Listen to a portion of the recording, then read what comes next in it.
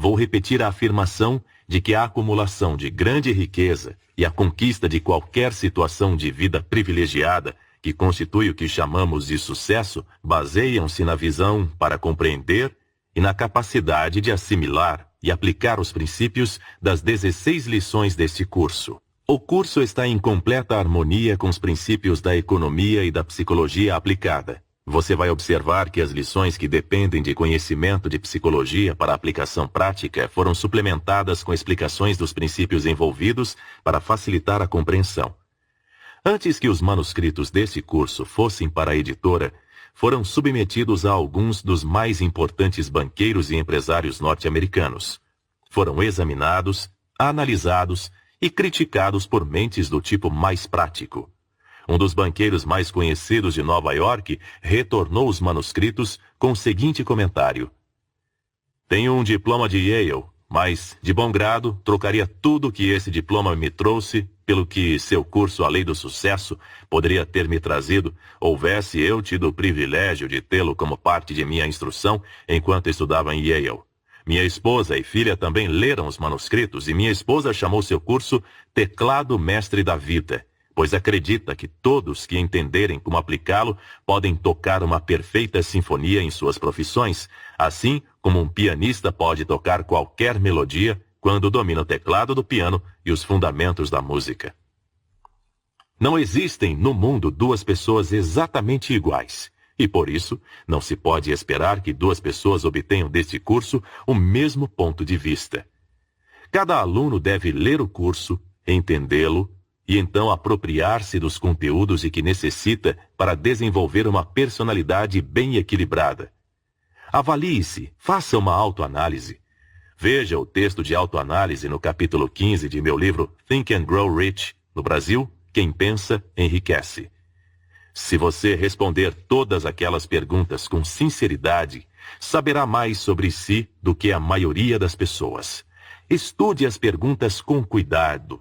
Volte a elas uma vez por semana durante vários meses e ficará espantado com a quantidade de conhecimento adicional de grande valor que terá adquirido por responder às perguntas com sinceridade. Se não tem certeza a respeito das respostas para algumas perguntas, busque o conselho daqueles que lhe conhecem bem, em especial daqueles que não têm motivo para bajulá-lo, e veja-se pelos olhos deles.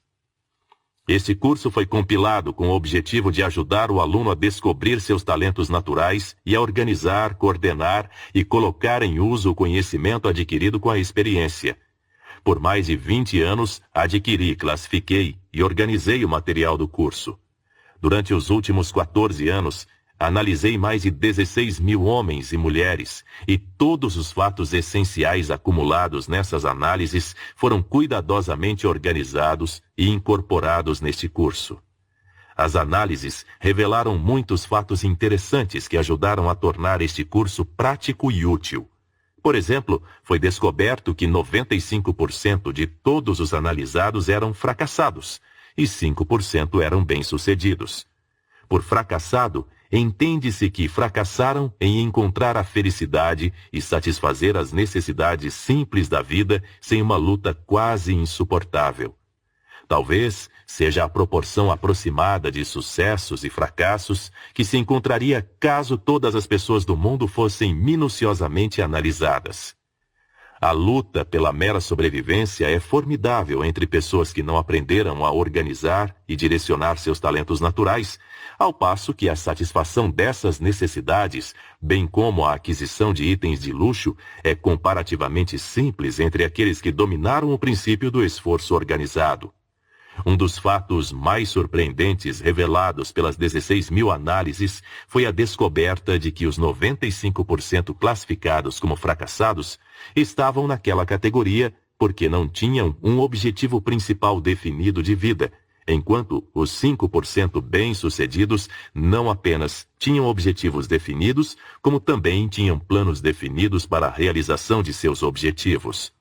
Outro fato importante revelado pelas análises foi que os 95% fracassados estavam em trabalhos de que não gostavam, enquanto os 5% bem-sucedidos estavam fazendo aquilo de que mais gostavam.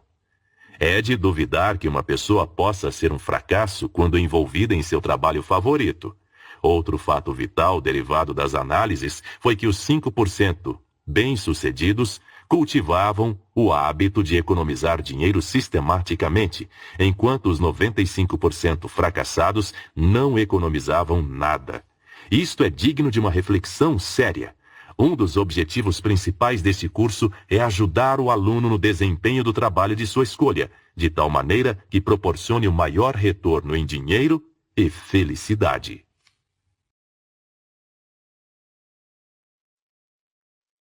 Objetivo principal definido.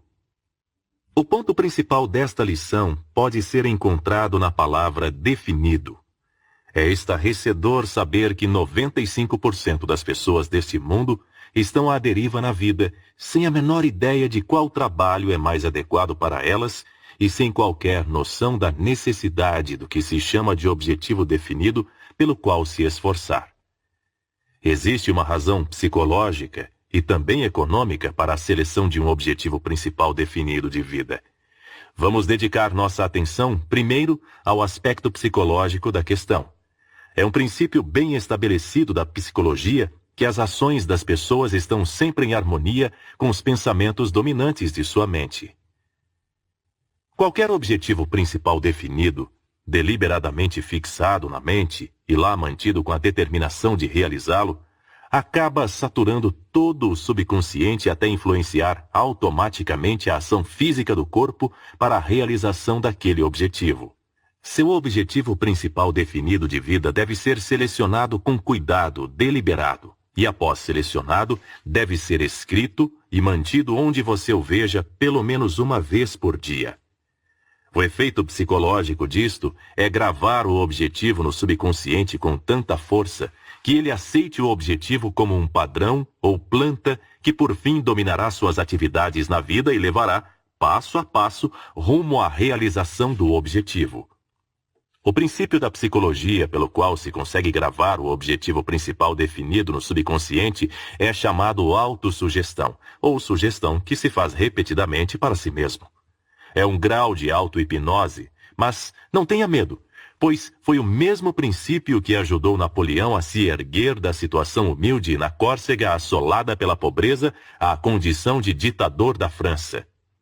Foi com a ajuda do mesmo princípio que Thomas A. Edison ascendeu do começo humilde como jornaleiro ao reconhecimento como principal inventor do mundo. Foi com a ajuda do mesmo princípio que Lincoln transpôs o abismo do nascimento humilde em uma cabana de madeira nas montanhas do Kentucky até a presidência da maior nação da Terra. Foi com a ajuda do mesmo princípio que Theodore Roosevelt tornou-se um dos líderes mais agressivos a alcançar a presidência dos Estados Unidos. Você não precisa ter medo da autossugestão, desde que tenha certeza de que o objetivo pelo qual está se esforçando trará felicidade de natureza duradoura. Tenha certeza de que seu objetivo definido é construtivo, que sua realização não trará dificuldade nem miséria a ninguém, que lhe trará paz e prosperidade. Então, aplique a autossugestão até o limite de sua compreensão para a rápida realização do objetivo. Na esquina da rua defronte à sala onde escrevo, vejo um homem que fica lá o dia todo vendendo amendoins. Ele fica ocupado o tempo todo. Quando não está fazendo uma venda, está torrando e empacotando os amendoins em saquinhos. Ele é um dos que constitui o grande exército dos 95% que não tem objetivo definido de vida. Ele vende amendoins não porque goste desse trabalho mais do que qualquer outra coisa, mas porque nunca sentou e pensou em um objetivo definido que lhe trouxesse maior retorno por seu trabalho. Ele está vendendo amendoins porque está à deriva no oceano da vida, e uma das tragédias de seu trabalho é o fato de que a mesma quantidade de esforço que coloca nele, se direcionado a outros rumos, traria grandes retornos. Outra tragédia do trabalho daquele homem é o fato de que ele inconscientemente está fazendo uso da autossugestão, mas em sua própria desvantagem. Sem dúvida, se seus pensamentos pudessem ser retratados, não haveria nada na imagem, exceto um torrador de amendoins, alguns saquinhos de papel e uma multidão comprando amendoins. Esse homem poderia sair do negócio de amendoins se tivesse visão e ambição para imaginar-se em um negócio mais lucrativo e perseverança para manter essa imagem na mente até influenciá-lo a dar os passos necessários para entrar em um negócio mais lucrativo. Ele coloca esforço suficiente no trabalho para obter retorno considerável caso esse esforço fosse direcionado à realização de um objetivo definido que oferecesse maior retorno. Um de meus amigos mais próximos é um dos escritores e oradores mais conhecidos do país. Há mais ou menos 10 anos, ele vislumbrou as possibilidades da autossugestão e começou imediatamente a aproveitá-las e colocá-las em prática. Ele elaborou um plano para sua aplicação que se provou muito eficaz. Naquela época, ele não era nem escritor, nem orador. Toda noite, antes de dormir, ele fechava os olhos e via, em sua imaginação, uma longa mesa de reuniões, na qual colocava certos homens bem conhecidos, cujas características desejava absorver para sua personalidade. Na extremidade da mesa ele colocava Lincoln, e nas laterais, Napoleão, Washington, Emerson e Albert Hobart. Então, começava a conversar com essas figuras mais ou menos da seguinte maneira: Lincoln, desejo desenvolver em meu caráter as qualidades de paciência e justiça para com toda a humanidade, e o senso de humor sagaz que eram suas características marcantes. Preciso dessas qualidades, e não ficarei contente enquanto não desenvolvê-las. Washington, desejo desenvolver em meu caráter as qualidades de patriotismo, autossacrifício e liderança que eram suas características marcantes. Emerson, desejo desenvolver em meu caráter as qualidades de visão e capacidade de interpretar as leis da natureza escritas nas rochas das paredes da prisão, nas árvores a crescer, nos riachos a correr, nas flores a desabrochar e nos rostos das criancinhas que eram suas características marcantes. Napoleão, desejo desenvolver em meu caráter as qualidades de autoconfiança e capacidade estratégica para dominar obstáculos, tirar proveito dos erros e desenvolver forças da derrota que eram suas características marcantes. Hobart, desejo desenvolver aptidão para igualar e até mesmo superar sua capacidade de se expressar em linguagem clara, concisa e contundente. Noite após noite, por muitos meses, meu amigo viu aqueles homens sentados ao redor da mesa de reunião imaginária, até finalmente ter gravado as características marcantes em seu subconsciente com tanta clareza que começou a desenvolver uma personalidade que era uma combinação daquelas personalidades.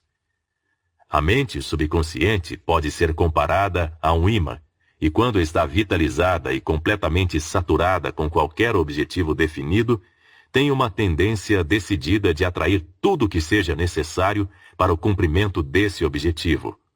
Semelhante atrai semelhante, e você pode ver a evidência dessa lei em toda a folha de grama e toda a árvore que cresce. A bolota do carvalho atrai do solo, e há os elementos necessários para crescer como uma árvore. Nunca nasce uma árvore que seja parte carvalho e parte álamo. Todo grão de trigo plantado no solo atrai os elementos para crescer como uma haste de trigo. Jamais ocorre o erro de crescer aveia e trigo no mesmo talo. Os homens também estão sujeitos à lei da atração. Vá para a zona de pensões baratas de qualquer cidade, e lá encontrará pessoas de mesma inclinação mental. Por outro lado, vá a uma comunidade próspera, e lá encontrará pessoas de mesma inclinação mental. Homens bem-sucedidos sempre procuram a companhia de outros bem-sucedidos, enquanto os que estão em dificuldade sempre procuram a companhia daqueles em circunstâncias semelhantes. A miséria adora companhia. Tão certo quanto a água busca o nivelamento, o homem busca a companhia daqueles que possuem status financeiro e mental igual ao seu. Um professor da Universidade de Yale e um vagabundo analfabeto nada têm em comum. Ficariam infelizes se obrigados a permanecer juntos por qualquer período de tempo. Óleo e água se misturam tão facilmente quanto homens que não têm nada em comum. Tudo isso nos leva a uma afirmação. Você atrairá pessoas que se harmonizem com sua filosofia de vida, querendo ou não. Sendo isso verdade, você consegue ver a importância de vitalizar sua mente com o objetivo principal definido que atraia pessoas que irão ajudar e não atrapalhar. Suponha que seu objetivo principal definido esteja muito longe de sua atual condição de vida. E daí? É seu privilégio, ou melhor, deve ser, ter metas elevadas na vida. Você deve a si e à comunidade onde vive definir um alto padrão para si mesmo. Existe muita evidência para justificar a crença de que nada dentro do razoável está além da possibilidade de realização pelo homem cujo objetivo principal definido foi bem desenvolvido. Alguns anos atrás, Louis Victor Ettinge foi sentenciado à prisão perpétua na penitenciária do Arizona. Na época, ele era um homem mau, segundo admitiu. Além disso, acreditava-se que morreria de tuberculose dentro de 1 ano. Se alguém já teve motivos para se sentir desencorajado, esse alguém era Ettinge. O sentimento público contra ele era intenso e Ettinge não tinha um único amigo no mundo para vir oferecer encorajamento ou ajuda. Então aconteceu uma coisa em sua mente que trouxe de volta a saúde, derrotou a temida peste branca e, por fim, abriu os portões da prisão e lhe devolveu a liberdade. O que foi essa coisa? O seguinte, ele decidiu acabar com a peste branca e recuperar a saúde. Isto foi um objetivo principal definido. Menos de 1 ano após a tomada da decisão, ele já tinha vencido. Então ampliou o objetivo principal definido, decidindo ganhar a liberdade. Em pouco tempo, as paredes da prisão derreteram-se. Nenhum ambiente indesejável é forte bastante para deter a pessoa que entende como aplicar a autossugestão na criação de um objetivo principal definido. Tal pessoa pode lançar fora os grilhões da pobreza, destruir os germes da doença mais mortal, erguer-se de uma condição de vida humilde até o poder e a abundância. Todos os grandes líderes baseiam a liderança em um objetivo principal definido. Seguidores são seguidores dispostos quando sabem que o líder é uma pessoa com um objetivo principal definido e coragem para respaldar o objetivo com ação. Até mesmo um cavalo teimoso sabe quando um cavaleiro com um objetivo principal definido toma as rédeas e cede a esse cavaleiro. Quando um homem com um objetivo principal definido passa por uma multidão, todos saem para o lado e abrem espaço para ele. Mas deixe um homem hesitar e mostrar por suas ações que não tem certeza de qual caminho quer seguir, e a multidão pisará nos seus pés e se recusará a sair 1 centímetro do caminho. Em algum lugar, a falta de um objetivo principal definido é mais perceptível ou mais prejudicial que no relacionamento entre pais e filhos. As crianças percebem muito rapidamente uma atitude vacilante dos pais e tiram vantagem disso com grande desenvoltura. É a mesma coisa por toda a vida. Homens com um objetivo principal definido garantem respeito e atenção o tempo todo. Isso basta sobre a visão psicológica de um objetivo definido. Vamos agora para o lado econômico da questão. Se um navio a vapor perdesse o leme no meio do oceano e começasse a andar em círculos, em breve esgotaria o suprimento de combustível sem atingir a costa, apesar de usar energia suficiente para ir e voltar várias vezes. O homem que trabalha sem um objetivo definido respaldado por um plano definido para sua realização parece o navio que perdeu o leme. Trabalho duro e boas intenções não bastam para levar um homem ao sucesso, pois como pode um homem ter certeza de que atingiu o sucesso, a menos que tenha estabelecido na mente algum objetivo definido que deseje? Toda casa bem construída começou na forma de um objetivo definido e de um plano definido, colocado num conjunto de plantas. Imagine o que aconteceria se alguém tentasse construir uma casa pelo método aleatório, sem planos. Operários atrapalhando uns aos outros, materiais de construção empilhados por todo o terreno antes que o alicerce estivesse concluído, e todos no trabalho teriam uma noção diferente de como a casa deveria ser construída. Resultado: caos, mal-entendidos e custo proibitivo. Você já parou para pensar que a maioria das pessoas termina a escola, pega um emprego, entra num ramo ou profissão, sem a mínima ideia de qualquer coisa remotamente parecida com um objetivo definido ou um plano definido, tendo em vista que a ciência oferece maneiras razoavelmente precisas de analisar o caráter e determinar a profissão em que as pessoas se encaixam melhor? Não parece uma tragédia moderna que 95% da população adulta no mundo seja composta de fracassados porque não encontraram seus nichos apropriados no mercado de trabalho? Se sucesso depende de poder, se poder é esforço organizado, e se o primeiro passo na direção da organização é um objetivo definido, então dá para ver facilmente por que um objetivo é essencial. Até selecionar um objetivo definido de vida, um homem dissipa suas energias e espalha seus pensamentos em tantos assuntos e tantas direções diferentes que isso leva não ao poder, mas à indecisão e fraqueza. Com a ajuda de uma pequena lupa, você pode aprender uma grande lição sobre o valor do esforço organizado. Usando a lente, você pode focar os raios de sol em um ponto definido com tamanha firmeza que eles farão um buraco em uma tábua grossa. Remova a lupa, que representa o objetivo definido, e os mesmos raios de sol brilharão sobre a tábua por 1 milhão de anos, sem queimá-la. 1000 baterias corretamente organizadas e conectadas por fios produzirão energia suficiente para manter um maquinário de bom tamanho em funcionamento por muitas horas. Mas pegue as mesmas baterias isoladamente e desconectadas, e nenhuma terá energia suficiente para ligar a máquina. As faculdades mentais podem ser comparadas a baterias. Quando organiza suas faculdades de acordo com o plano apresentado nas 16 lições do curso A Lei do Sucesso e as direciona na realização de um objetivo definido de vida, você tira vantagem do princípio cooperativo ou acumulativo, pelo qual o poder é desenvolvido, chamado de esforço organizado. O conselho de Andrew Carnegie era: coloque seus ovos em uma cesta e cuide para que ninguém dê um chute nela.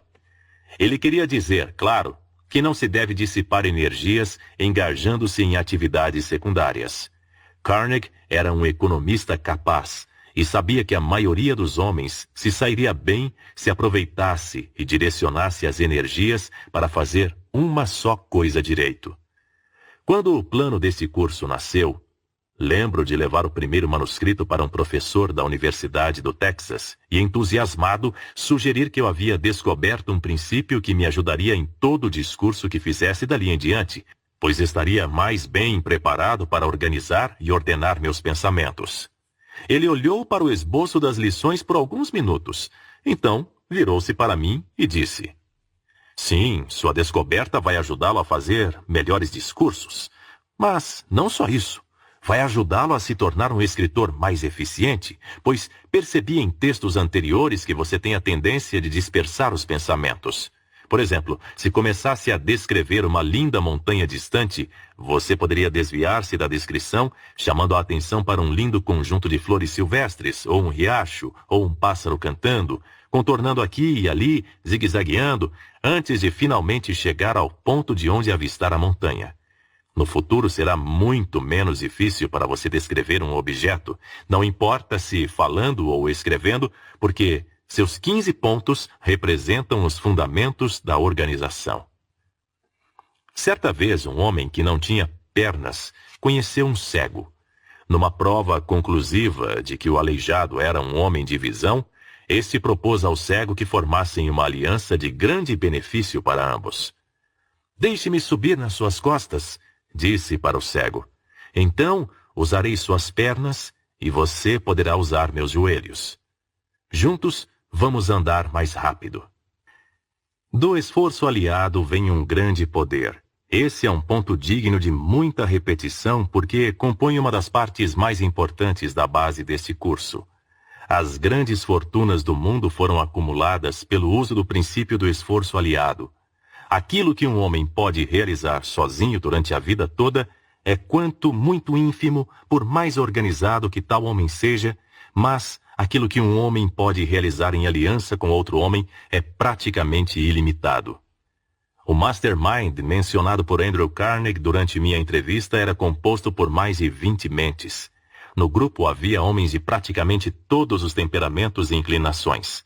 Cada homem estava ali para desempenhar um determinado papel e nada mais. Havia entendimento perfeito e trabalho de equipe entre aqueles homens. O trabalho de Carnegie era manter a harmonia, e ele fez isso maravilhosamente bem. Se está familiarizado com o futebol, você sabe, claro, que o time ganhador é aquele que melhor coordena os esforços de seus jogadores. Trabalho em equipe é o que faz ganhar, é a mesma coisa no grande jogo da vida. Em sua luta pelo sucesso, você deve manter em mente o tempo todo a necessidade de saber o que quer, saber precisamente qual é o seu objetivo definido e o valor do esforço organizado na realização daquilo que constitui o objetivo definido. De forma vaga, quase todo mundo tem um objetivo definido, isto é, o desejo de dinheiro. Mas isto não é um objetivo definido conforme o significado do termo nesta lição. Antes que seu objetivo de acumulação de dinheiro possa ser considerado definido, você deverá chegar a uma decisão sobre o método preciso pelo qual vai acumular dinheiro. Não bastaria dizer que você vai ganhar dinheiro entrando em algum tipo de negócio. Você teria que decidir que tipo de negócio. Também teria que decidir onde iria se instalar. Teria que decidir ainda as políticas empresariais sob as quais conduziria seu negócio. Ao responder à pergunta qual seu objetivo definido de vida, no questionário que usei para analisar mais de 16 mil pessoas, muitas responderam o seguinte: meu objetivo definido de vida é ser tão útil ao mundo quanto possível e ganhar bem. Essa resposta é tão definida quanto a ideia de um sapo sobre o tamanho do mundo. O objetivo desta lição não é informar qual deva ser sua profissão, pois isso só poderia ser feito com precisão após você ser analisado completamente, mas pretende gravar em sua mente uma noção clara do valor de um objetivo definido de alguma natureza e o valor de entender o princípio do esforço organizado como meio de alcançar o poder necessário para materializar o objetivo definido.